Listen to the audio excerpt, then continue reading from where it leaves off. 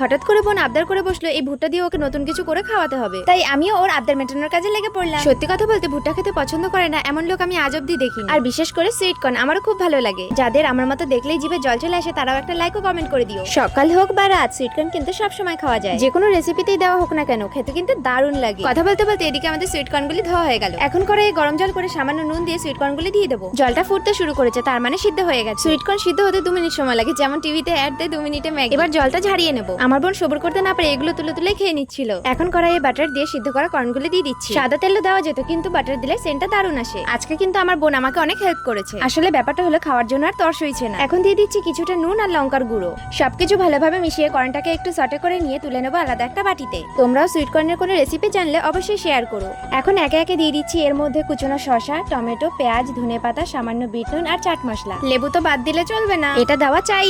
আমি তো পুরো হাফ লেবুটাই দিয়ে দিয়েছি। জানো তো এই ভুট্টা দেখলেই না আমার ছোটবেলার কথা খুব মনে পড়ে। কত যে ভুট্টা ফ্রিতেই খেয়েছি তার কোনো হিসাব নেই। পুরানো কচি ভুট্টার উপর নুন আর লেবু দিয়ে খাওয়ার মজাটাই পুরো আলাদা। তাও আজকে সুইট কর্ন গুলি দিয়ে আলাদা কিছু ট্রাই করতে ইচ্ছা হয়, এই সুইট কর্ন চাটটা বানালাম। সবকিছু মেশানোর পরে দেখতে এত বেশি কালারফুল আর ইয়ামি লাগছিল যে মনে হচ্ছিল সবটাই খেয়ে ফেলি। আমি খাবো আর কি, শুধু ফ্যাল করে তাকিয়েই আছি। এটা কিন্তু সালাড হিসেবেও দেওয়া যেতে পারে, তাই না? না, এবার টেস্ট করেই দেখতে হয়। চলো তাহলে এবার খেয়েই দেখি কেমন হয়েছে। এই চাটের টেস্ট আমি যতটা ভেবেছিলাম তার থেকেও বেশি ভালো। আমি তো মজাই পেয়ে গেলাম। আর শুধু একটা কর্ন দিয়ে যে এতটা চাট হবে আমি তো বুঝতেই পারিনি। আর এদিকে আমার বোনের অবস্থা দেখো, লোভ সামলাতে না পেরে ক্যামেরা ধরা বাদ দিয়ে দেখো খেতে শুরু করে দিয়েছে।